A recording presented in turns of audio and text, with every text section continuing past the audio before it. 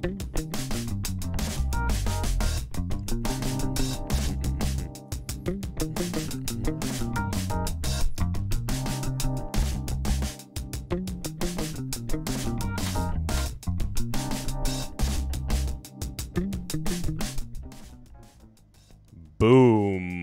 What's up, everyone? How you doing? Welcome to our second Ask Me Anything. I'm your host, Alan Sakian from Simulation, and I'm really excited to talk to you guys about whatever you want to talk about, whatever you want to ask questions about. I wrote in the title that you could ask me about business, ask me about science, ask me about being, ask me about all that is. Hit me with your hardest questions. Hit me with your most silly and fun questions, your most thought-provoking questions. Let's have fun. I'm monitoring the stream on YouTube and on Facebook, so drop your questions into the stream on YouTube or Facebook. We got some dope backgrounds going on. As you can see here, we got the galaxy. We also have the Amazon rainforest as well, the Amazon River. It's very nice and tranquil on the other side. We have, if we would like, we can pull up our screen and show you what's going on the screen, or just the screen by itself. And we have this angle surprise. What's up, beautiful people? All right, I'm ready for those questions. Submit them, and let's jump right in. 2 people watching on YouTube. Throw me a question. I love you guys. Thanks for tuning in. Throw me what you got.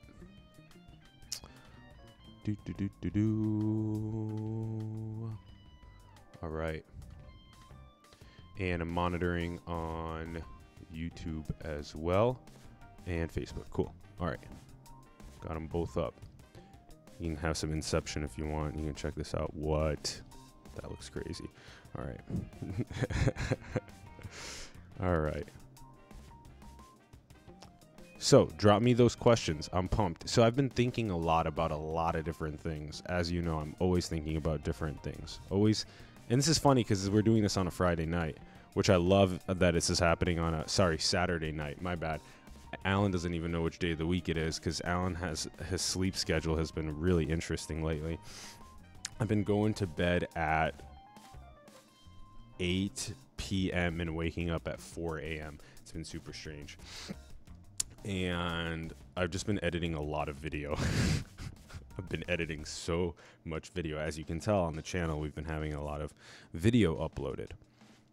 And it's been very fun to be editing that much video, but at the same time, it's a lot of work to edit that much video. All right, I'm going to share this on my page on Facebook as well. I'd like some of our Facebookians to hit us up. What up? Back to the Amazon rainforest we go. All right, let's see what we got. Monitoring the streams. Okay, there we go. Yo, what's up, peeps on YouTube? Thanks for tuning in. I see you guys tuning in on YouTube. We got 2 peeps watching. Drop me a question. I'd love to hear from you. I've been, like I said, just thinking a lot about a lot of different things, doing a lot of video editing.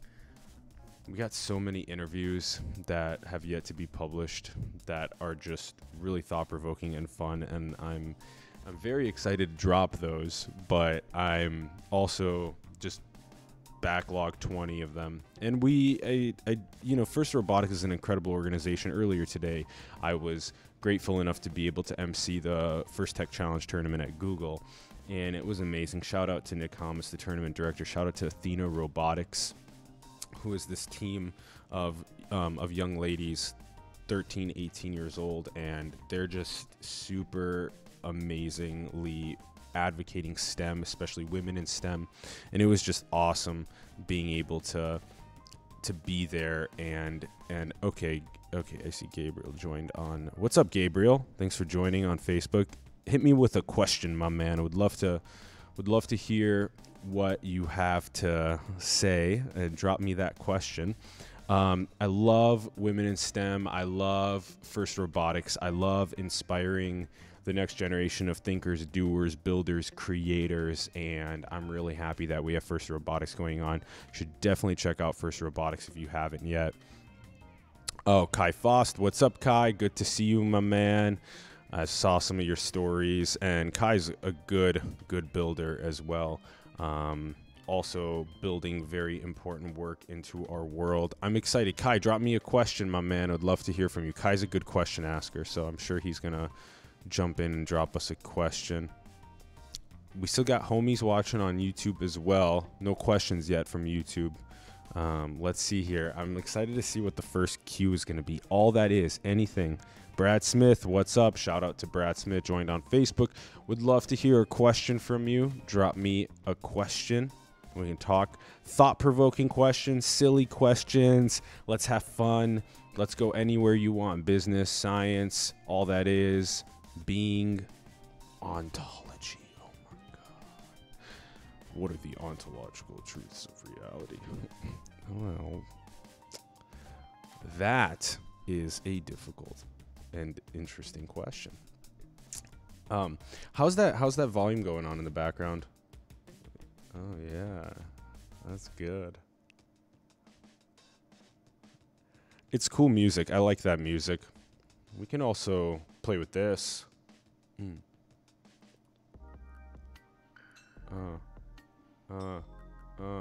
Yeah. What? Can he flow? Oh yeah. So he can flow 1, 2, 3, 4 on the beat. Let's go. Who's gonna drop me that first question? I don't know, but I know that I love to ask those questions and flow. When they come at me, I think about them and I shoot them back at y'all. I could go, as you can tell, I like to freestyle, even though I'm a straight up amateur on it. But hit me with the question. Homies be watching on Facebook and YouTube and not dropping me my cues. Let's go. Hit me with those cues.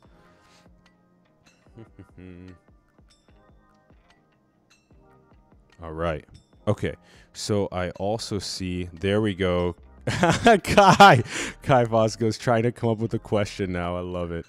I love it. That's awesome. Yeah, take your time. Take your time finding that question to ask.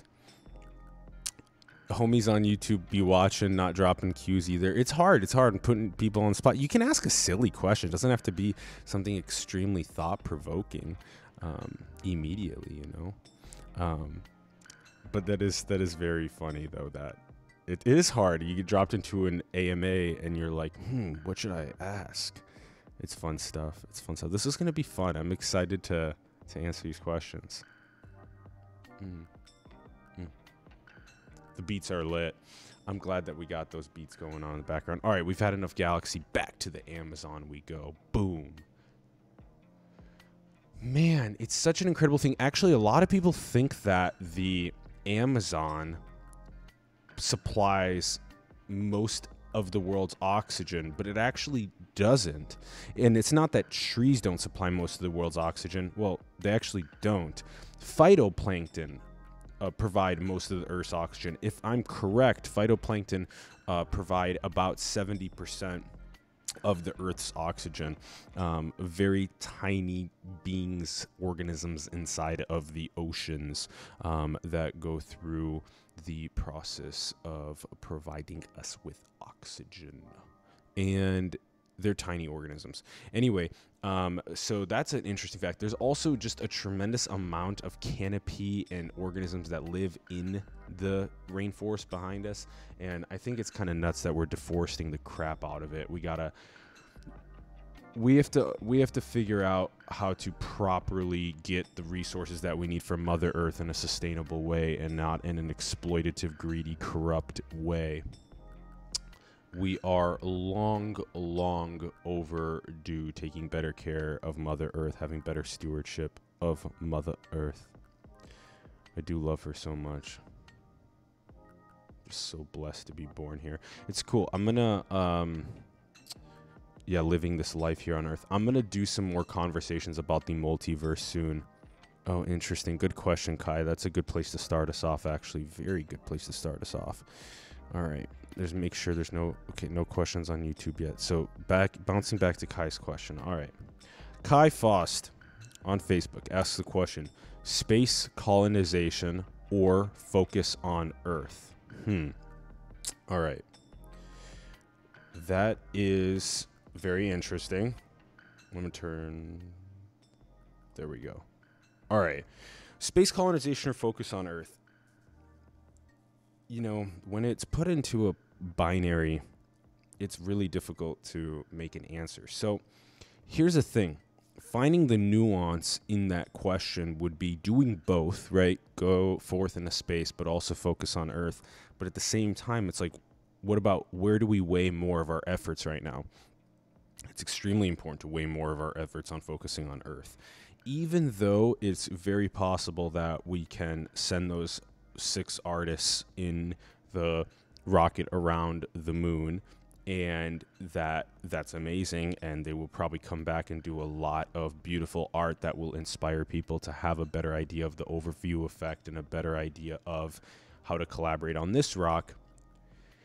It's still extremely important to really grasp the fullness of Earth and the fullness of our focus on this, not only on Mother Earth and the resources and living here on the planet, but also the fact that we don't understand ourselves that well yet. And I mean, whoever tells you that they know themselves is almost certainly doesn't actually know themselves, because it takes a lot of self-work. And I mean, like, the most self-work you've ever heard of or done in your life in order to be able to know yourself. It takes a lot of mindfulness, a lot of meditation, a lot of psychedelics, a lot of inward practices, And so if we don't know ourselves and we don't know how to have ethics around civilizational dynamics, and we don't know how to maximize the potential of all beings on this planet and not just the ones that are able to pass their time on maximizing their life outcomes, because right now a tremendous amount of people are living in situations that don't maximize their life outcomes, that don't unleash the full creative potential of their soul. That's where the focus on Earth should be, on figuring out the resources, the frameworks, and how to enable people to maximize to their fullest potential. We got to get to that focus on Earth for us to be able to more easily go through space. This is similar. Oh, interesting. Kai Foss drops another question. It's a good time for this transition. I'm down with it. All right. So we got on YouTube, we got 3 people watching, and on YouTube, go ahead and drop a question on YouTube. Come on, homies. Drop that question in the chat, and I'll reply on YouTube. All right, back to Facebook. Kai Foss asks the question, do you think Andrew Yang has it right? Is it time for UBI? So we did a show with Andrew Yang a couple months ago. He's a Democratic presidential candidate for 2020, running on the platform of universal basic income. The freedom dividend is what he calls it. And he wants to allocate $1,000 per month per person in the United States.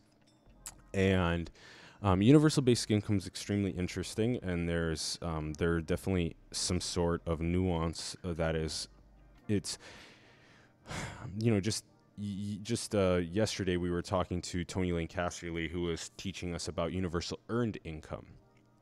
Universal earned income is a little bit different in the sense that it gives people something of value to do. So it brings civilization some sort of value, and it brings them some sort of meaning in life, that they do that thing and then they earn the money, which I thought was kind of interesting, because in that sense it's earned income, and earned income seems to affect the soul differently than just given income.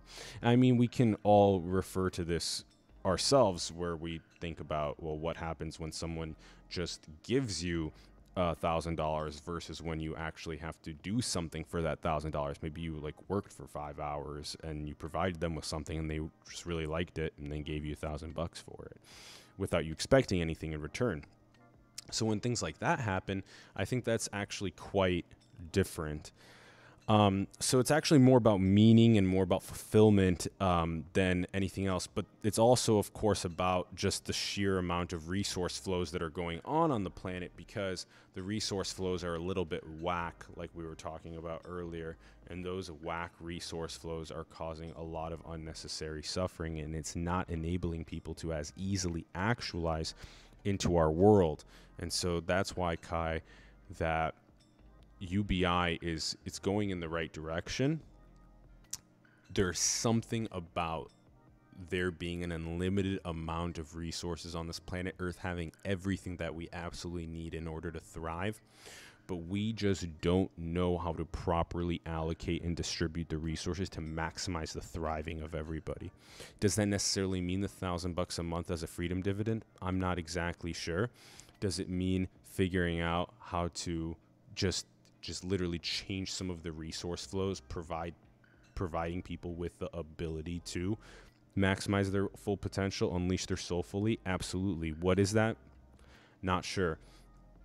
But I'm extremely interested in that, because that's going to lead to the greatest economic prosperity on the planet, when every single person is able to creatively endeavor and execute what they care about into the world.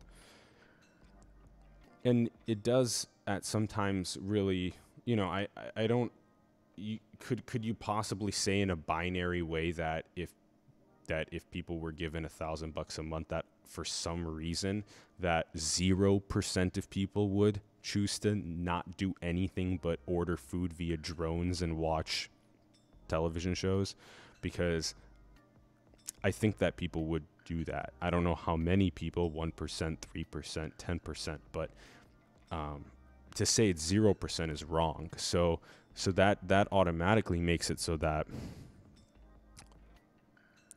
Kai Fost. All right, Kai Fost came in with another question. Let's go check on the YouTubes as well. Okay, YouTube still got 3 watching. No chats. YouTube, hit us up with the chat on the YouTube. All right, back to the Facebook. Kai Fost drops another question. Kai Fost been coming in the clutch with the questions. Much love, much love. All right, he says, you've probably answered this somewhere, but do we live in a simulation? Interesting. So I actually only started unpacking this a little bit in one of the recent videos, Thoughts on Reality, that I actually didn't get a chance to fully finish. But it's a good question, and all of your questions have been lit, Kai. Good work. Here's the thing about simulation theory. What we live in, we don't understand. There you go. That starts us off. If you think you understand what you live in, then you're too hubristic. You're too overly self-confident in your faculties of perception. And you just can't be. There's too much nuance. There's too much multivariability. There's too many factors that are going into reality, into what's going on. How can you possibly understand every single dynamic of civilization, both in the 3-dimensional reality, and I mean everything from governments and politics and economics and educational systems and the way that the brain forms of every single mind into the world, and the way that water, food, and resources are distributed around the planet? I mean, how can you know every single nuance of that? And that's only the 3D. How language has evolved, how evolution has just in general evolved. And that's 3D. And then you go outside of the 3D, and we're talking about things like, okay, when you have a very spiritual experience, when you are connecting to the infinite, when you are connecting to that infinite, whether it's called God or consciousness or all that is, or whatever you want to call it, infinity, that when you are communing with that force, whatever that force is, through meditation, prayer, psychedelics, lots of mindfulness practice, whatever it may be, that is so ethereal, and there's something so far beyond the 3D that we just don't understand. So then there's that on top of it. So when you're crunching all of these variables, it just changes your understanding that you know nothing. Okay, then if you know nothing, then what did everything start from? Who are we? Where are we? What are we doing here? Are all these questions meaningless? Like, okay, how did we get here? Okay, Big Bang. Okay, well, what happened before the Big Bang? Well, we don't know.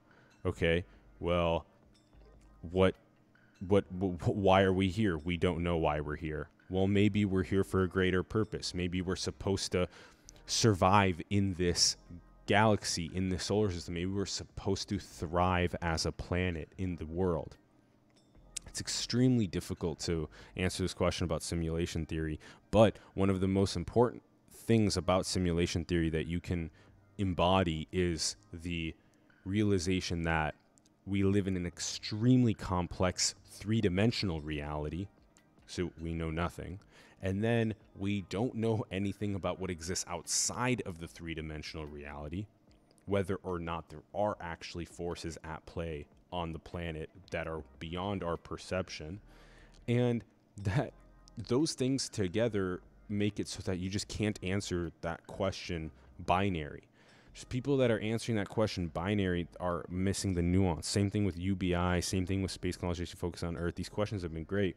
It's just extremely important to fully embody the nuance.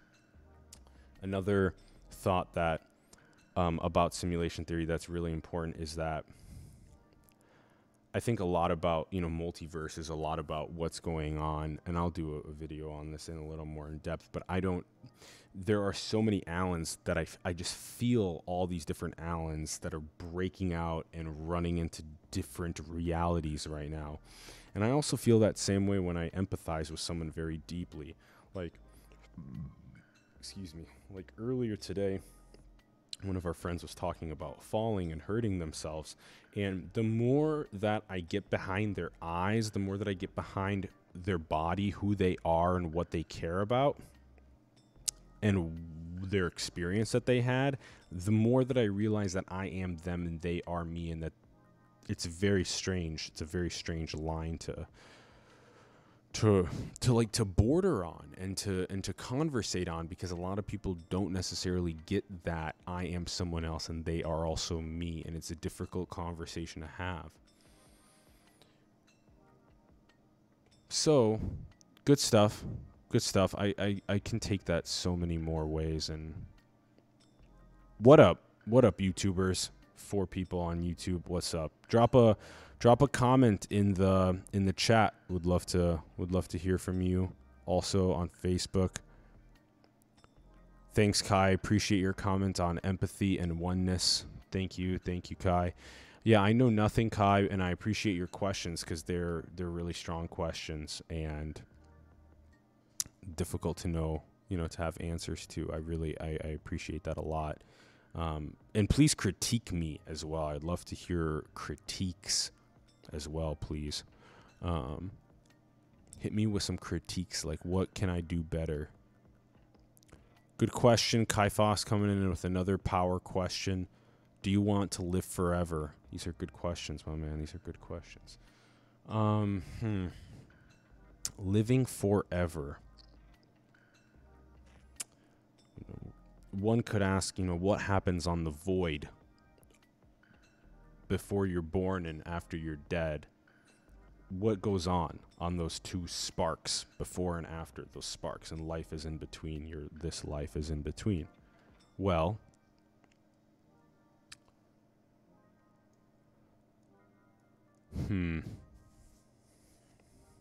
because if it's possible that we do also live on the before spark and the after spark, that we live on those other sides, then we potentially already live forever.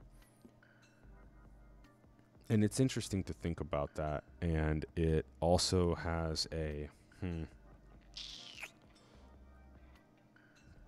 there's an implication to living forever that's a little bit strange, because there's this beautiful essence to being a 7-year-old and a 14-year-old and these youthful years. And the essence of those youthful years is, if we can just retain that essence throughout our life, the 7 or 14-year-old body and mind and soul, and just keep living in the 3D, that could be very interesting. At the same time, just going back to the living forever in simulation, just when you're done, you just snap out of just envisioning worlds, planets orbiting other stars that have their own worlds evolved around them, or just digitally going from atoms to bits. So you're actually going and programming the design of the world that you want to live in. And when you program the design of the world you want to live in, you can just hop 80 years. I lived through this world here on Earth, and boom, I'm into the next world, whatever I designed, wherever I want to go next. And I enter in and I just forget that I came from that in-between stage, and now I'm in this next world where I'm playing for 10 years, 50 years, 100 years, however long I want to set to play for, and I'm going through some sort of a challenge, that this is something that I'm being challenged to go through on this planet. Like, I frequently think that my challenge on this mission, this is a mission, this mission to come to Earth, orbiting this star with this specific civilization that has evolved, and it's my mission to figure out how to help humanity understand the roots of where they came from and how to maximize flourishing living together to get them to the next rocks and to help them just maximize their own potential. That is this mission for me. And that the next mission will be exciting and different than this mission. And I want to level up. I want to have fun. I want to help people. That is my mission, this mission, this life on this planet. So that loops us all the way back to, the living forever plus simulation comment. That might have been one of my favorite ways that I've ever replied to that. And I hope it resonates with people, because it's a tough one to explain. Let's see what's going on the YouTubes. All right, YouTubes, we're up to 8 viewers. All right, yo, YouTubers, we're up to 8 of you. Hook us up with the question from the YouTube. All of the questions have come from the Facebook and from Kai Faust. Shout out. Let's get a question from you, from the YouTubes. Throw it up in the chat. I'll answer it. Remember, funny, silly, super thought-provoking. You pick. Let's play. Nice, Kai. You said great response. I appreciate that, my man. I do seriously treat this experience as just so blessed to have this experience of this mission on the planet. Does anyone else just feel like sometimes you're trying to get behind the eyes of other people, and as you try to get behind the eyes of those other people, that you struggle a little bit, because there just seems to be some sort of a dark force that's commanding them, who they are and what they feel. And it's almost like you're not even talking to them, but you're talking to a dark force that's in control of them. And I guess a way to explain this would be when you just talk to someone that is just so such a lover of violence, or a lover of oppression, or a lover of materialism, or conspicuous consumption, or all these different things. You're talking to someone that's a lover of those things in one regard or another, and you just try your best to sync up with them on a way that you understand them, and you ask them questions to try and learn from them and who they are and how they got there. And they just speak to you in such a way that is so distant from any sort of spiritual communion with all that is. They speak on the exact opposite side of that, where it almost seems like that their essence has no interest in working together with other humans to prosper.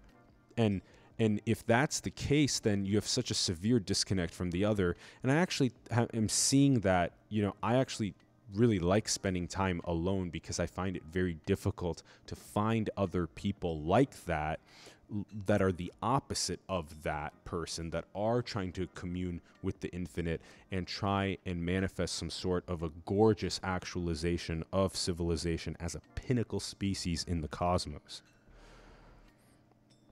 Kai Foss, I'm inclined to feel like free will does not exist when I empathize with others. Interesting. That's so interesting. Anton, what's up, brother? Anton Bartasov joined. What's up, brother, on Facebook? Nice to hear from you, man. I'll be interviewing Patrick Bet-David in Dallas in a week, and we should hang out when I'm there. I'll DM you about that later. On the YouTube, all right, still no comments on the YouTube. 8 people watching on the YouTube, but no comments. Hook us up, YouTubers. Hook us up with that comment. I'd love to hear a question from you guys. Anton, hit me with your question too. I'd like to hear from you. Kai, 6 people watching on Facebook. Shout out to all you guys. Much love. Kai, your last comment was very interesting. This comment that I'm inclined to feel like free will does not exist when I empathize with others. As though the more deeply that we empathize with people that potentially have maybe less of a communion with the infinite, a less of a spiritual connection with all that is and with humanity and trying to prosper, that Kai and I potentially feel like free will does not exist so much, that there is some sort of a force that is in command of that entity, of that human, that is not enabling them to fully be. And so I agree with that. If I'm on point with what you said, Kai, then let me know, because I do feel somewhat that way. Shout out to the, you guys always know I'm always rocking the "Who Will Teach Robots Ethics" mug. It's a great question. Who's going to teach humans ethics as well? How do we do that? Kai Foss, exactly. Andrew, what's up? Andrew Kornfeld, how you doing, man? Shout out to Andrew. Much love, much love. Thank you for tuning in. Greatly appreciate it. Give me a comment, Anton, Andrew. Give me a comment, guys. Nice. All right, cool. Anton's thinking of a question. Says, such a dope setup, bro. Looks awesome. Much love. Appreciate that, my man. Thank you. You'll see it when you come to SF. YouTube, hook it up. It's funny that people watch on YouTube, but they're talking a little bit less. That's interesting that on Facebook people are talking more than they are on YouTube. Yeah, 7 watching on YouTube, but no comments yet. Very interesting. Very, very interesting.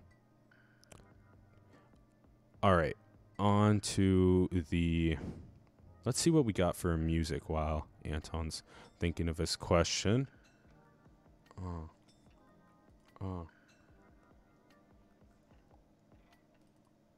I want to mess with this. Let's play with this.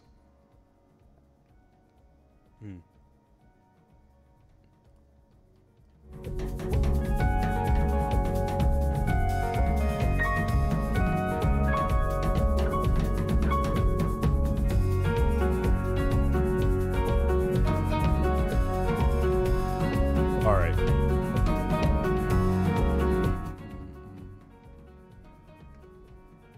All right. Bring that down. Boom. All right.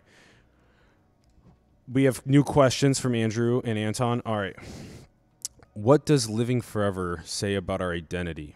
From Andrew. Interesting. And we'll get to Anton's question. What's the point of fun? Interesting. In a moment. These are interesting questions. Good job, guys. These are good. I like it. What does living forever say about our identity? Well, let me see if I can angle this in a direction that makes sense. Well, if we do live forever, let's say that there's something outside of the 80 years when the void pre-birth, so there's a void pre-birth and there's a void post-death, that if on those two ends that something else happens out there and that we do potentially live forever, what does that say about our identity? Well, it may just say that the life that we live in right now, in this life, this mission that we're living on this rock at this time, this 80-year period, that this is only a small part of our identity. That our identity is potentially so much more. Interesting. Okay, we got another comment from Andrew. Identity seems to be organization, not matter. Interesting. Yeah. Yeah, this is good stuff. Yeah. Identity seems to be organization, not matter. Yeah. I don't know enough about what happens in the void pre-birth and post-death. There have been a good amount of people that have been talking to us about that, and it's really interesting when I get to talk to them about it, and I would love to hear your thoughts more. Eric Matzner, yo, shout out to Neutro. Shout out to the nootropics. Much love, man. Much love. Good to change cameras. Much love to Eric Matzner. Thanks for tuning in, my man. All right, let me see if I can power through some of these questions. Anthony Bartusau says, what's the point of fun? The point of fun, that's a really good question. I think if you do what you love every single moment of your life, then every single moment of your life is fun. But you have to do what you love every single moment of your life. It's hard to explain. Every moment of the journey, no matter where the vicissitude is, the up or the down, has to be fucking fun. It has to be an amazing movie every second of the movie of your life. And then the fun is the play, is the work. It's all one together, you know? So I guess that would be my comment about that. And let's see. Eric says, hi. What's up, Eric? Kai, do the needs of the many outweigh the needs of the few? Oh, nice. Anton Bartsov says, nailed it, brother. That's good. To the comment about fun. I'm glad you like that, my man. I'm glad you like that. Thanks for saying that. Keep on helping me improve these answers. Let me know what you think I can do better. Okay, do the needs of the many outweigh the needs of the few? Your questions have been great, guys. Keep them coming. Needs of the many outweigh the needs of the few. Huh. Well, would the needs of the many be the fact that all 7.7 billion of us need water and food and shelter and air and the basic needs of life, education, healthcare, electricity, that kind of stuff? Is that what the needs of the many mean? I would like every single person to have those basic necessities, and I don't know how to maximally provide them to everyone yet. And I think we all do. We just don't know how to maximally provide every single bit to people that they need in order to maximally flourish. Basically, just in short, quick, there are structural violences in the hierarchy that prevent people from advancing up the hierarchy. Those structural hierarchies, those oppressions, those greed and corruptions that are holding people back from their fullest, from their self-actualization, that those things specifically are what needs to be expelled from the hierarchy as soon as possible. And what that does is it enables people to more easily self-actualize. So that would be maybe my answer to the many versus the few, and I'd like maybe to clarify more with you in the future on that to understand it better. 9 people on Facebook. What's up, fam? Thanks for watching, everyone on Facebook. Yo, hit us with the question. 9 out of 9 people, hit us with the question over there on the YouTube. Interesting. 9 people also watching on the YouTube. And oh, there we go. Melody Gooden. My phone and the message is retracted. Damn it. Melody Gooden sent a comment on YouTube, our first comment, and the message got retracted. It said like my phone something. Maybe it was like my phone's not letting me or something, but I don't know. Oh, there we go. R.R. Lee. R.R. Lee says hi on YouTube. What's up, R.R. Lee? Good to hear from you. Thanks for commenting. Appreciate it. Yeah, even just a comment saying hi on YouTube. It's great to see some chat going on there. All right, throw us a question on the YouTube or on the Facebook. Anything you want. Anything you want, peeps. Oh, interesting. Kai says, for future discussion, the trolley problem. Just to quickly address the trolley problem. Keep up the good work or I'll count you go. There we go. I think I think that might be Ron commenting with the simulation account, and he might have. I don't know if he's purposely commenting with the simulation account or he was trying to do his personal account. I don't know. Why is there air? Oh, that's a good question. All right, hold on. Back to Kai's question. For future discussion, the trolley problem. Just a quick bit. On the trolley problem that you guys might find interesting. Think about it this way. This is just a challenging point. Some people aren't going to like this, but I typically like things that other people don't like. Okay, put someone like Elon Musk that is building Tesla and SpaceX and these important organizations for the sustainable progress of humanity. Let's just say that, or even throw Gandhi into the equation. Let's say that Gandhi's in the trolley problem.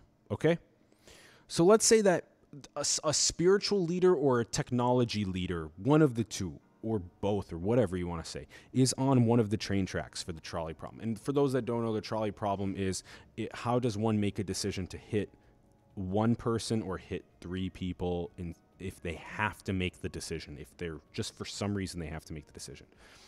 And for this, I always ask, how do you gauge the value of a human? It's extremely difficult to understand. But if someone is spiritually leading 1 billion people on the planet to self-actualization, and the other 3 people are just consuming things from drones that are shipping them food and watching television, is it really a question to pick the 3 people that are using drones to ship them food and doing that all day and watching television versus the spiritual leader that's leading 1 billion people to self-actualization? I don't think that's a question, because I think there's a clear answer to that. It's extremely weird because there's 3 lives versus 1 life, but one of them is making so much more impact. So you have to measure impact, and it's difficult to measure impact in that trolley question. And then there's another aspect of the trolley question, which I think every single person should answer this question about themselves. And that question about themselves is, would you, if you had to, for some reason, would you kill yourself for the other 7.7 billion people to survive? Let's just say you were given, for some reason, that option, that you had to, ultimatum, you had to kill yourself for the rest of society to live, 7.7 billion people. The insane thing is that a lot of us think, like, of course I'd kill myself to make sure society lives on 7.7 billion, or everyone dies is the other option, and society dies right there. And so I think it seems to be very clear for a lot of people, and then it'd be hard to pull the trigger, but we would have to pull the trigger. And then for a bunch of people, I don't think would say yes to that.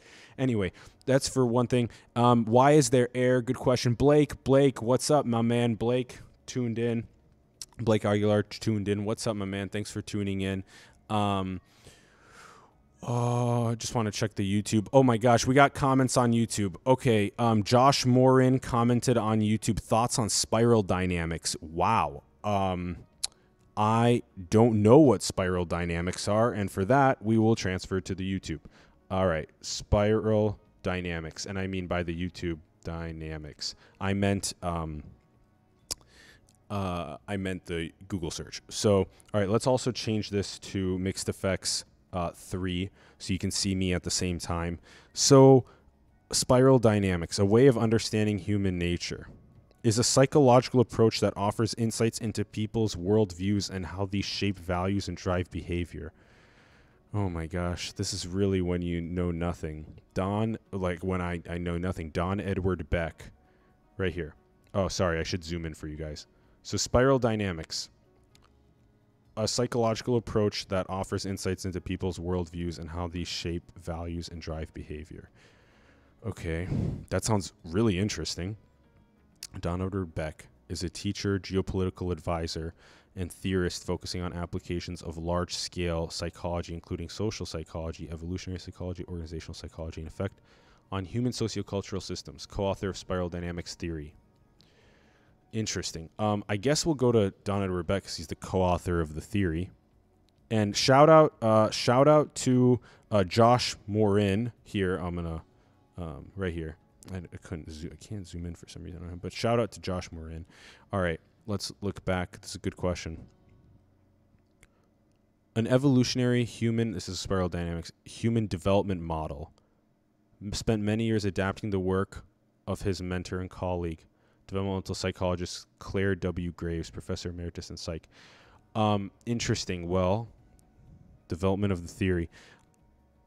Publishes Theory of Human Development, a biopsychosocial systems framework of value systems as applied to human sociocultural evolution, which posits that the psychology of the mature human being transitions from a current level of cultural existence based on current life conditions to a more complex level in response to or to cope with changes in existential reality. Wow, this is fascinating. Holy cow. Interesting. So whoa. All right. So this is called Spiral Dynamics, and from my first thoughts on it, in a framework of value systems. So it's in essence, it's the maturation of the human being transition. So as in I, as a human, am birthed into the world with a very not evolved mental model of reality. And over time, my mental model grows, and some people's mental model grows exponentially greater than other people because they're able to just parse reality for the most signal possible about the truth of what's actually going on in all of the cybernetics of all of the systems and how they work together. And it seems as though here that what Don Beck was talking about was that, and Graves had published this theory, is that we, as we evolve, we mature and we move from a point of our just these current life conditions to a more complex level in response to the changes in existential reality. Model demonstrates the dual nature. Interesting. This is interesting. I know nothing about this. I'm trying to learn more about it. Let's go back to Mixed Effects 3. Model demonstrates the dual nature of human social emergence with state changes between communal/collective value systems. Oh, sacrificing self and individualistic expressing self value systems. Interesting. Oh, that's so interesting. So maybe then,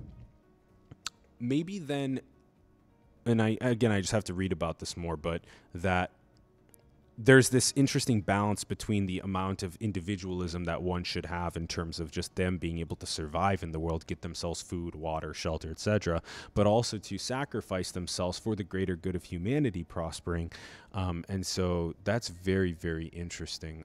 I need to learn more about this. And shout out that went on for a while. Spiral Dynamics. Other comments from YouTube were, I'll get to Facebook in a second. Melody Gooden, why things have to be so spiritual. That's funny. And you know, I think everything is spiritual. It's spirit doesn't need to mean something that has negative connotation, and different people have different perspectives of what that is. But you know, all that has all these different sciences and spiritualities and everything baked into it. All right. And, David, what's up? What's up, my man? David Mihalyan tuned in. It's good to hear from you, my man. David's a childhood friend of mine. So is his brother, Robert, and their family. We're just good friends from Sioux Falls, South Dakota. I'll actually be in Sioux Falls hosting a live event. For anyone that's tuning in from Sioux Falls, South Dakota, my hometown, we'll be hosting a live event in Sioux Falls at the Belbus Theater on December 30th, which is a Sunday. It's a matinee show from 2 to 4 p.m. I will be doing a talk followed by an interview that guest that has yet to be named, and that's going to be really exciting. David's question is, what do you think of the ship of Theseus thought experiment? Okay, another thing that people are, back we go to the good old search Google. All right.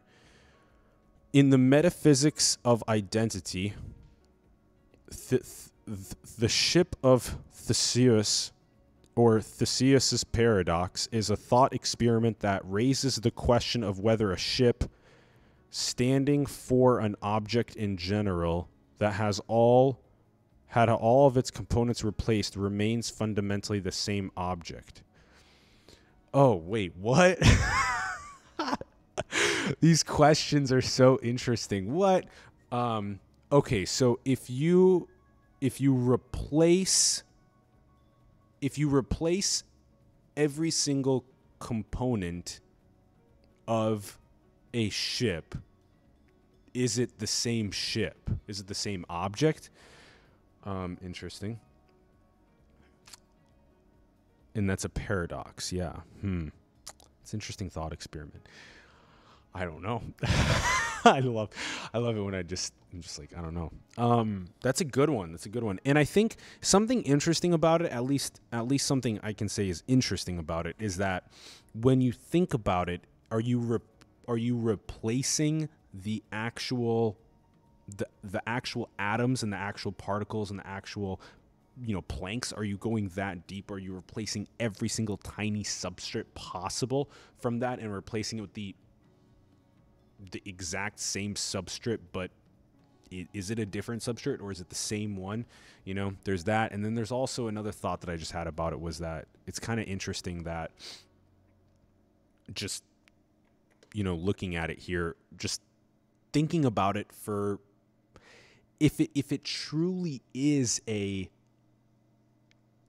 if it is just a calculation, if it's just a variable that you're adjusting, that the parts are changing of the ship. Anyway, this is very interesting, very complex. I would love to hear what your thoughts are. Guys, why don't go and write this in the comments. Write your thoughts in the comments. We'd love to hear from you.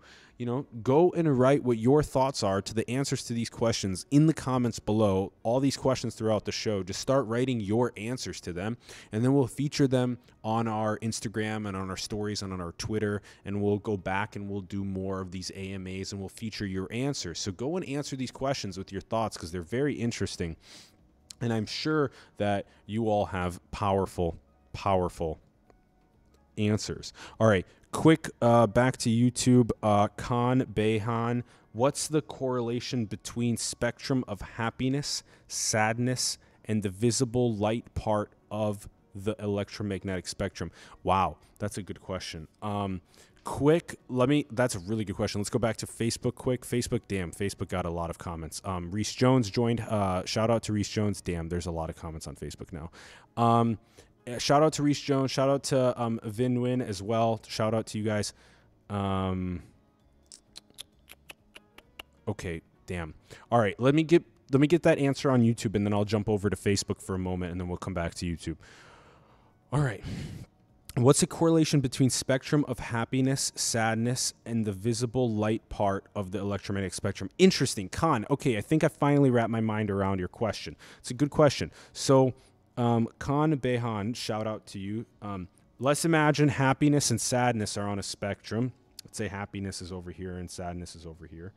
And then could potentially higher vibration, potentially the higher, faster frequencies on the electromagnetic spectrum be closer to happiness, and could sadness be slower wavelength frequencies?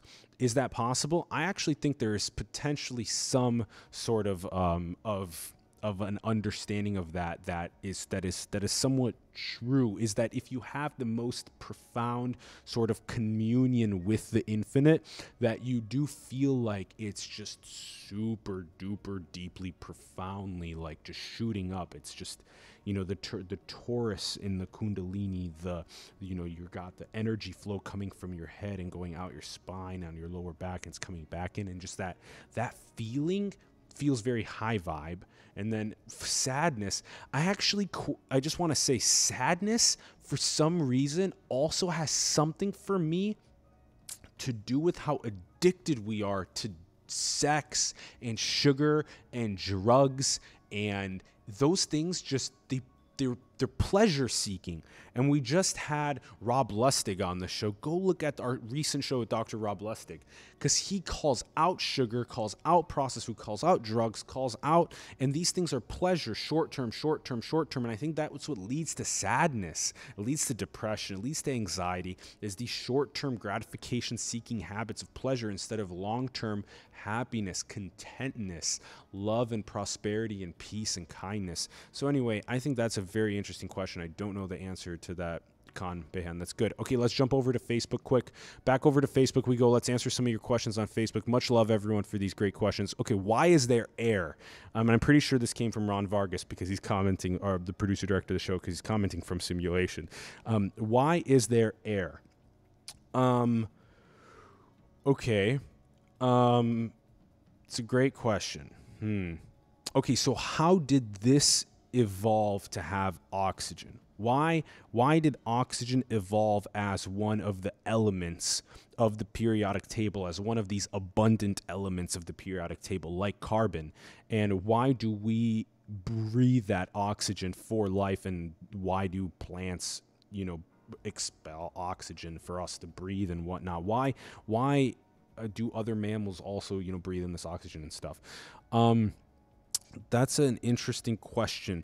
What you can think about is, why is there, air, not even just oxygen? Interesting. I messed that up. I went straight to oxygen, because air, there's also, air is a majority nitrogen. I think it's like 60+% nitrogen, and then only about 22%, oxygen, and like 60 or almost 70% nitrogen. Anyway, and so there's different compositions of air on different rocks orbiting stars. So Mars has a different composition of air, and then if you look even further to, for example, you take another rock that's orbiting a star, and you analyze the air composition on that rock orbiting the star, then it's going to be a different composition. Ron is calling right now on Facebook. I answered. Let's see how this works out. Hi, Ron. You're calling in right now. I understand you're doing a show, but I was just kidding with the why is the air comment. But I'm glad you took a stab at it. I think it's just a lot of fun to watch you do these shows. Ron's having a good time watching. I love you, Ron. Thank you. And I'll talk to you soon. Keep up the good work. Much love. I'm glad that he called in. That was great. It's a good question, though, because, again, the air composition changes on different rocks orbiting stars. Okay, Andrew's next question. Sorry about that. All right. Andrew's question: at Vision Weekend, I had a guy who wants to live forever say to me as I pressed him on his desires, "Look, man, we know there is probably just a whole lot of nothing after death." We'll bring this up. Let me see if I can zoom in. I can zoom in on it. Awesome. All right. At Vision Weekend, I had a guy, and shout out to Foresight Institute. We appreciate Foresight Institute a lot, a Bay Area organization out here that's really pushing forth the ball on thought-provoking conversations about the future of humanity. At Vision Weekend, I had a guy who wants to live forever say to me as I pressed him on his desires, "Look, man, we know there is probably just a whole lot of nothing after death. I don't want a whole lot of nothing."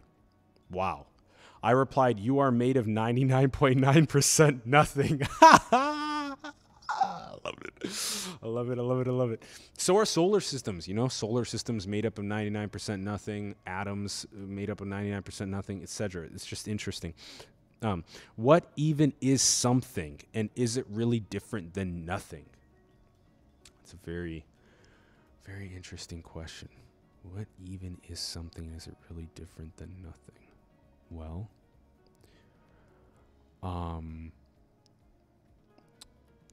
first of all, what is that guy doing saying, "Look, man, we know there is probably just a whole lot of nothing after death. I don't want a whole lot of nothing." It's like, dude, you don't have answers. We know there is probably just a whole lot of nothing after death. Like, well, I don't want a whole lot of nothing anyway. It's like, find the nuance. Anyway, whatever. And then what even is something, and is it really different than nothing? Yeah, I guess are something and nothing two sides of the same coin?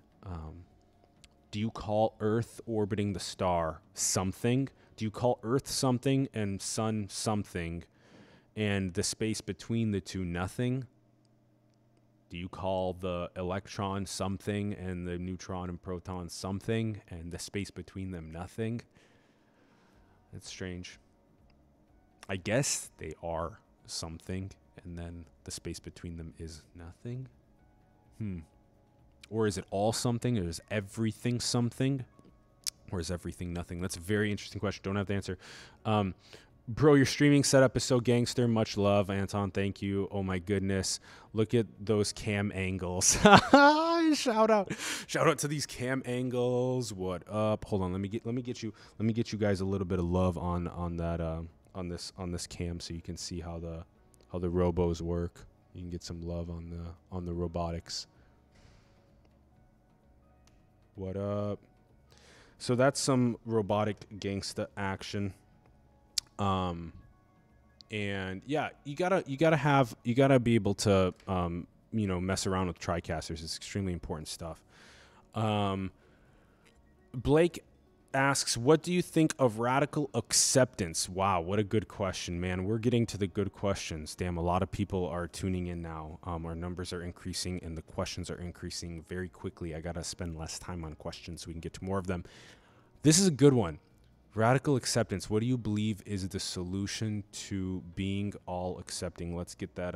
Let's get you guys on that split screen so you can check it out. All right, Blake, what do you think of radical acceptance? What do you believe is the solution to being all accepting? Oh, that's so interesting. So, interesting.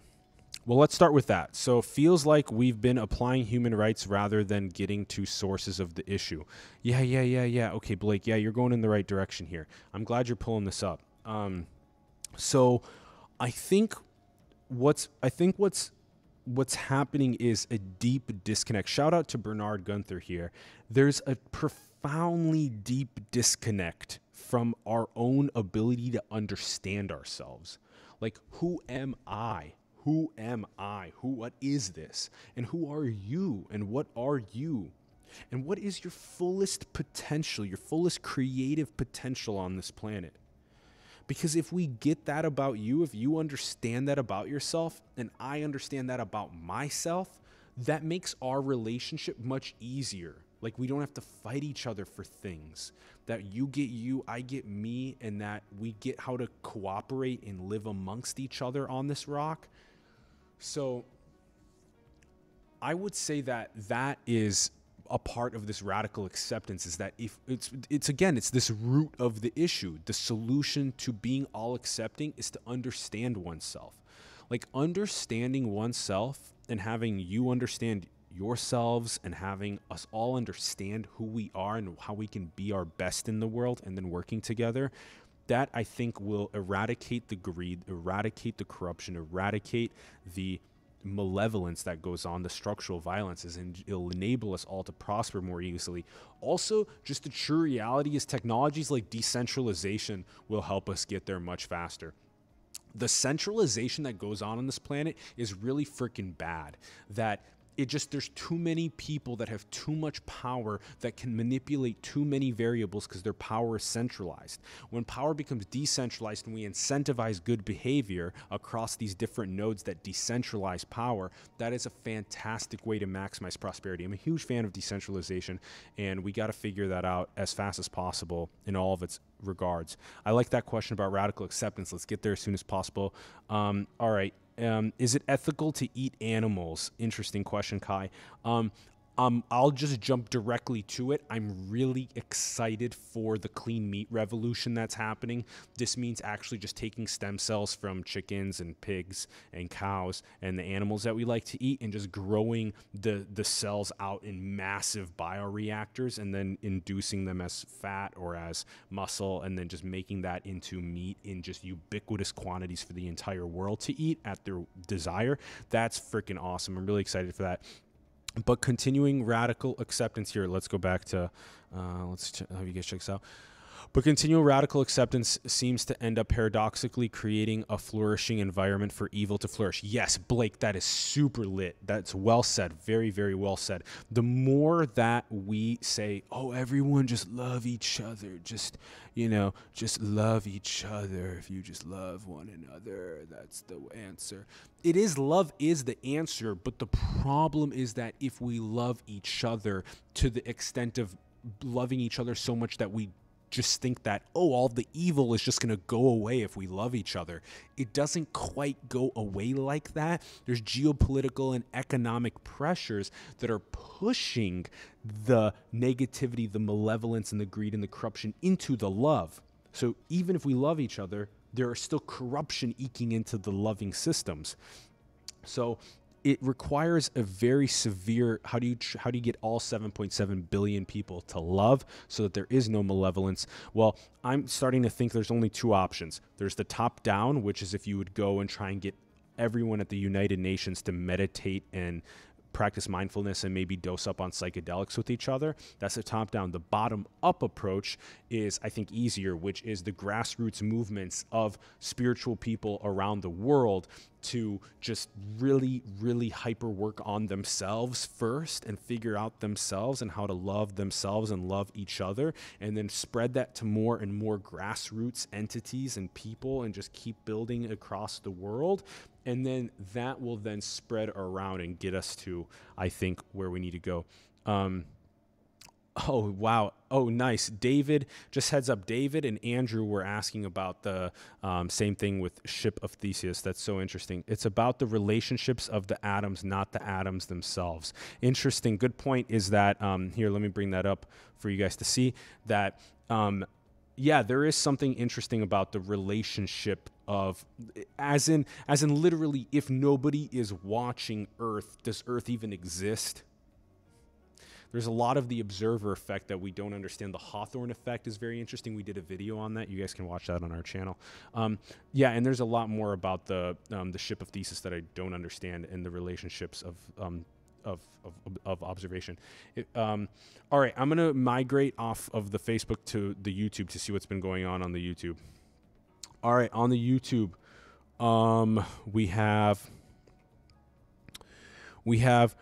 our cells get replaced every 7 to 10 years, yet we're the same object. Okay, well, you may look like you as a physical object from the exterior are the same, but every single second your heart is beating, and you're one heartbeat closer to death. And so if your heart's beating every single second and you're inching closer and closer to death, all of the biochemical reactions are going inside you. The process of aging is occurring. You are aging second by second. Is that really the same entity? No. It's like when you look at a river and then you wait a minute and you look at the river again, you're not seeing the same H2O molecules. You're not seeing the same water. That water is way downstream now. You're looking at different water. Same thing with this light that's coming and hitting my face, right? The photons come, they come every millisecond. These photons keep coming and coming, right? And so it's different. But that's interesting.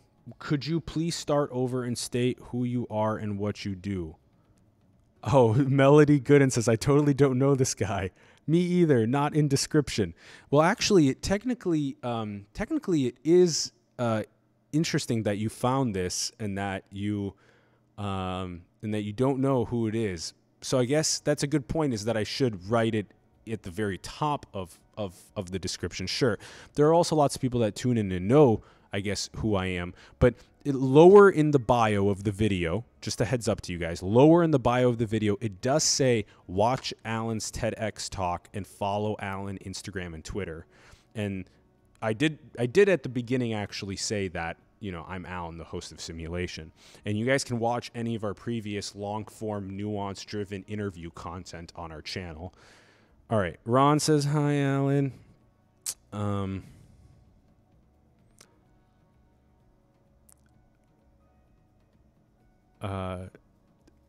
Melody Gooden says, I want to give me a shot because I seem lost? Yeah, sure. Give me the, give me the good, give me the bad, give me whatever you got. I assume he's trying to be science, but I'm used to theoretical physicists. Me too. Who are you? Sorry, asking for my identity. This is very, very strange. There's a lot of strange comments that are going on the YouTube side of things. This is my actual name. Oh, Con, what's up, man? Yeah, Con, I used to do, I used to attend Alan's Piano Fight shows. Nice, man. Yeah, we used to do shows at Piano Fight. For those that don't know, we used to do science comedy shows at Piano Fight, and that's where a lot of our interest for science communication definitely started. Okay, I'm gonna switch back to Facebook. Okay, this guy's philosophical. Still don't know who he is. Need to know who he is and what his job is. He's for hallucinogens at the UN. These YouTube comments are so lit. They're so funny. Check these out. Look at this over here. I don't know. Oh, I can zoom in. Okay. Look at this. He's for hallucinogens at the UN. That's so funny that you can just get labeled like that. Oh, this person's for that thing. It's like, nah, there's a lot more nuance to it than just hallucinogens at the UN. It's like, nah, there's good ways to be able to explore something like that in its nuance and slowness and gentleness and kindness with the proper way of executing it. Okay, so Melody Gooden, I really appreciate you saying that, you don't know who I am and that you would, like to know who I am and what my job is. I host a show called Simulation, which you are literally watching right now. You can go subscribe to the channel, go watch these videos. But the show Simulation features some of the greatest minds of our time. What we do is we have a long form, nuanced, multidisciplinary conversation with these leaders. And we have multi-camera shoot here in our recording studio in San Francisco. And there's 250 of these interviews on our channel over just the last year. You can go watch these nuanced conversations. We also do very short videos, 30, 60, 1 minute, 30, 60 second, or 1 minute videos. And these shorter videos are either clips from those interviews or they're just really nice videos that we produce with our friends. And one of them is Paul Lett. Shout out to Paul Lett, one of the best artists we know. Anyway, okay, that's awesome. That's awesome from the YouTube. All right, coming over to the Facebook. Also, just shout out to you guys who are watching this for the first time that didn't know, and that's good feedback, and I'll learn to incorporate that. Okay, so there's been another amount of comments on the Facebook. Okay, all right. There is. If it's an object, I don't think so. Okay, so they're still on Facebook. They were talking about the ship of Theseus. Theseus. My answer to that lies in Buckminster's Fuller model. Here, let me switch it over for you guys. Lies in Buckminster's Fuller's model of multidimensionality. Same object, different every energy length. Totally agree on the short-term rewards leading to non-happiness. Glad you saw that, Andrew. Glad you enjoyed that. And then, because gases naturally create an atmosphere and the gases create such. No. Interesting. I agree. Knowing thyself. Boundaries of self and standing up for our boundaries are key. I, as someone who worked on decentralized networks, don't agree with systems being our salvation. I believe overcoming our own social fears and getting back into grassroots. Without real connection, life isn't, from my perspective. Yeah, that's really well said there. Let me jump into that because that was a good point there, Blake. So the idea is that it's not necessarily that decentralized systems are all of a sudden going to cure the cancers from society. The parasites of society are the fact that we don't understand ourselves, that we have to really deeply tune into our own self-work first and foremost, and then it doesn't matter if there's whatever systems really exist past that besides the systems to get us water and food and shelter and the basic needs we need. Because once you understand yourself, you live with a certain level of zen and contentness, but at the same time, you still need food and water and shelter. So it's extremely complicated and nuanced, but I'm glad you brought that up. Kai Fost on Facebook asks, have you been able to monetize Simulation? All right, let's go over there for you. All right, have you been able to monetize Simulation yet? Good question. So let's tell you guys where we're at. So we are currently have a couple forms of monetization. And there are pretty much, I guess, 3 forms of monetization. Let's be as transparent as possible, because it's weird when people are being not transparent in a world where everything's posted on the internet, but for some reason things are still not transparent in organizations, like where's money coming from for certain people. So let's get as absolutely transparent as possible. So we have 3 different sources of financing for simulation. The first one is our Patreon account. So every single dollar that's given to us on Patreon goes into increasing our impact of what we do here. That means doing things like being able to make better content. Everything from being able to pay someone that comes in, Paul Let, to come in, and we aim to pay him at least $300 for a day's worth of work. And what Paul does is he helps us put together a very powerful 30 or 60-second video that talks about things like civilization design and the 100 billion people that lived and died before us to build this world. And so we make really interesting content like that. So anyway, doing things like paying him, or even just buying food so that we can just live, and we do our best to stay as frugal as possible with what we purchase and how we survive, and paying for our rent here. Our rent here is about $2,000 a month in San Francisco. And then on top of that, we have business class internet for the streaming purposes. We have equipment expenses. We just got, we got a new computer chair, but we still, because we were literally sitting on a folding chair behind our editing station, and it was super uncomfortable. Things like this equipment that you see ahead of us, we're using an old box light right now that is not eco-friendly at all. We need to get an LED light ring. Those are like $100. Huge shout out to anyone that can literally just, PayPal simulationseries@gmail.com $100, or go on Patreon and do it, because we could get that LED light ring we need. Max Tegmark, a famous AI scientist in Boston, wants us to interview him, and we can't afford to go fly there to interview him for our show. This happens all the time, that we get these powerful requests from people around the world, and we just can't go there and interview them.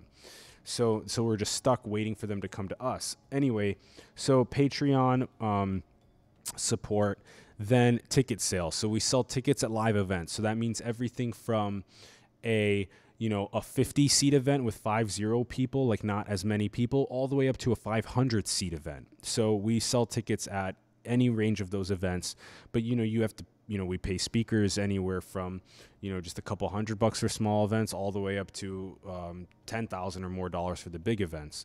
And then there's all these other production costs, the venue rental costs, the security costs, the marketing costs, the video production costs. You want to pay people because you want to show people that you love them, and you give them respect and care for absolutely everything that they help contribute to. So you want to actually give them lots of pay because you care about them, and you care about their health and their well-being. So even if you break even on an event, it's good that you pay other people money so that they can live healthy and they can see that you've appreciated them. So we do that. We have a very high bar of threshold with how well we treat people. And then, so ticket sales, Patreon, and then lastly, occasionally we'll take some of the equipment that we have here and we'll take it over to a conference that we really like, and we'll help produce that conference for them. And then we'll, sometimes it's a good partnership for us and we don't charge. Sometimes we do charge because we obviously have to pay people that go and do camera operations and stuff like that. So those are like the 3 main methods for monetization. There's a lot of other things to explore, like YouTube partnership. We're approaching 10,000 subs on YouTube, but YouTube's been a little bit difficult to work with on the monetization side of things. Like literally, we have like 530 videos or something on our channel, and only like 5 of them have ever had any issue, and it's because we like embedded another video within our video, and which so many people do. Anyway, over 99% of our content is original content, but yet YouTube has declined our monetization for the last like 9 months, and we've just kept applying, and they've declined our monetization because we infringe on the original content thing. It's ridiculous.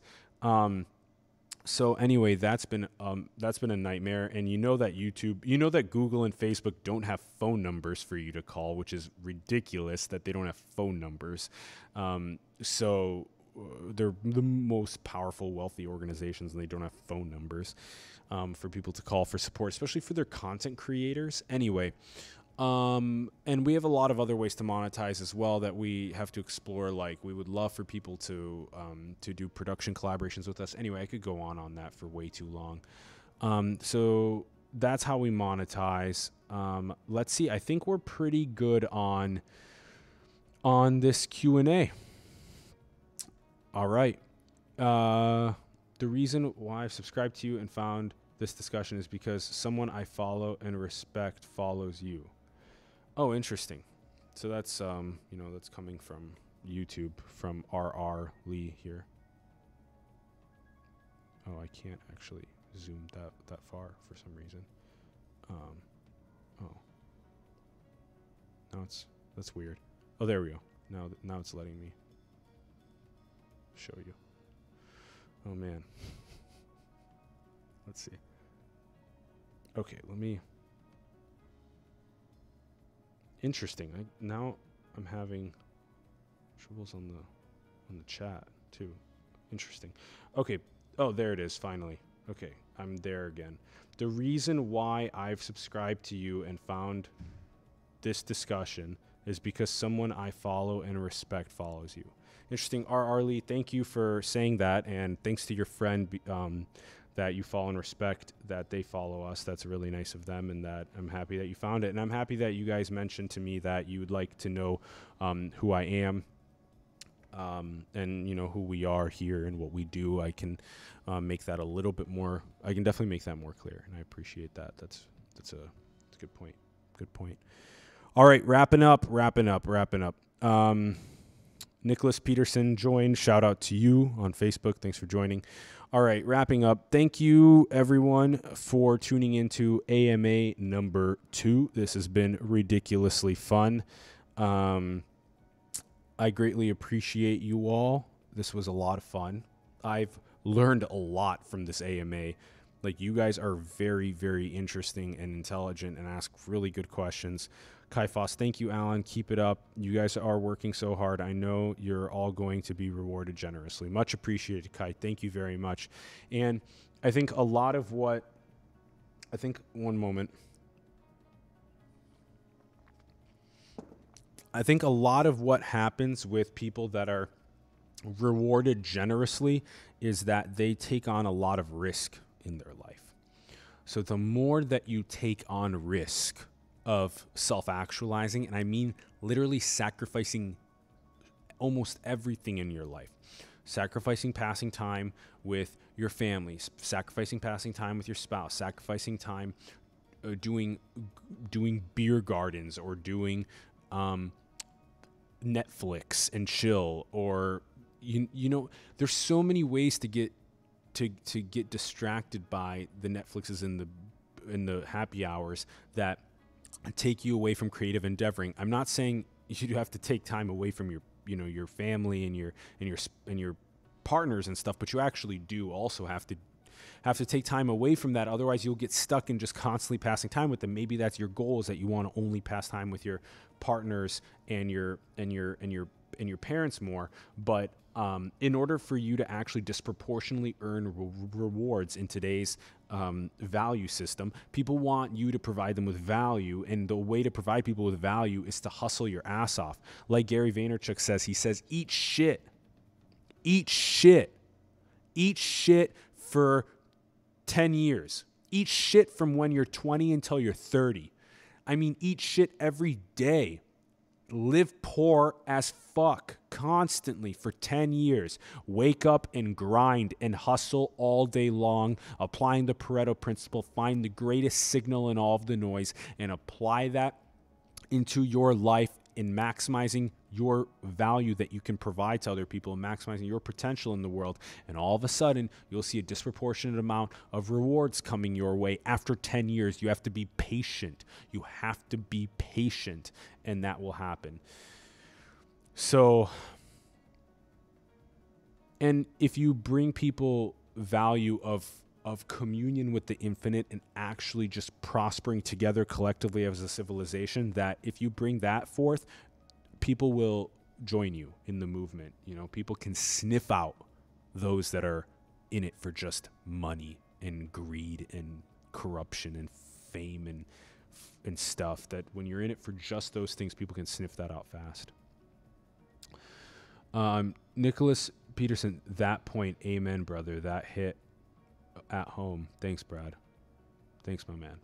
I really appreciate you. Brad's also a friend from back home in Sioux Falls that I grew up with as well. I appreciate that, my man. Nicholas Peterson, kicking butt and taking names, brother. I love seeing you thrive.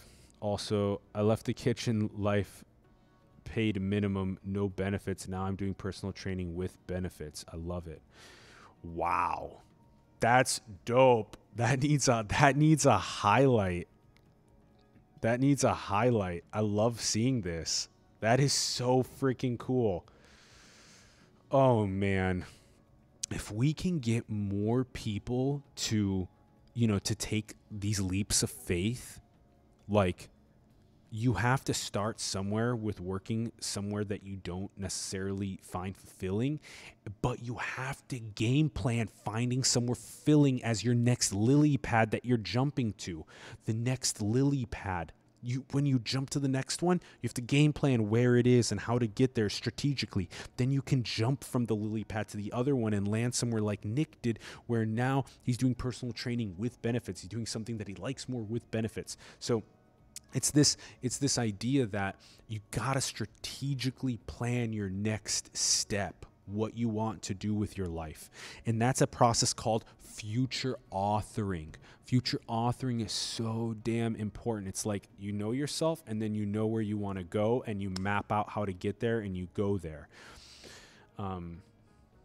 I think we still have a discount code for Jordan Peterson's self-authoring program, which is really good, and I highly recommend it. It's the discount code simulation, and it's selfauthoring.com. You can go take a look at it. All right, that is all, folks. That's it. We got a couple more comments. Gratitude and love from Josh Marin. Thank you from R.R. Lee on YouTube.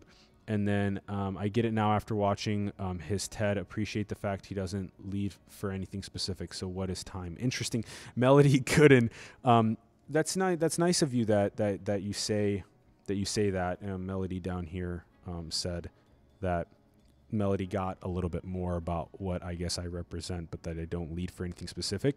And that's an extremely important part of who I am, is that I'm so multidisciplinary. My mental lattice is so polymathic that I don't lead for specific things. What I do is, if you want to label a specific lead, it's like, how do we prosper maximally as a civilization? That's what I lead for. That's what I aim to inspire other people to care about, prospering maximally as a civilization.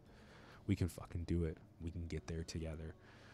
I'm so believe in it. And that's my mission. That's my mission in this life, on this earth, orbiting the star, is to help civilization figure out how to maximally prosper together. That's my mission in this life, on this rock. And the next level will be something different. Melody, please. I love it. I love it. All right. That's it. That's it. Much love, everyone. Thank you so much for tuning in. I tremendously appreciate your love and support so much. Thank you. Thank you. Thank you. I love you. I love you. I love you. Love you. And love you. Because without love, we can't get there, but we also can't get there without strategic execution on moving the ball forward on the frameworks and resource flows that are going to break apart the structural violences and enable that civilizational maximal prosperity together. Okay. You know the way to follow us. If you don't yet, check out all of the links below. You can follow Simulation, all those links below. Also, put together your next question list for next time. Go and comment. Go, when you watch this, give us your thoughts in the comments to these questions that we've been answering. And we'd love to hear from you. Also, we have a Telegram. We have a Telegram, like a group chat for Simulation with these thought-provoking questions. The link is in the bio of the YouTube as well. And Yeah, follow us across those platforms. Go watch the TEDx talk that I gave on the art of powerful questions and attention economics, and shattering through those surface level conversations. That's also links in the bio of this video.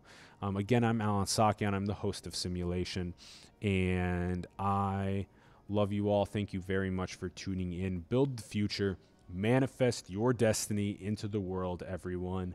Much love, and let's exit out with the Morning Stroll soundtrack. I like this one. This one's cool.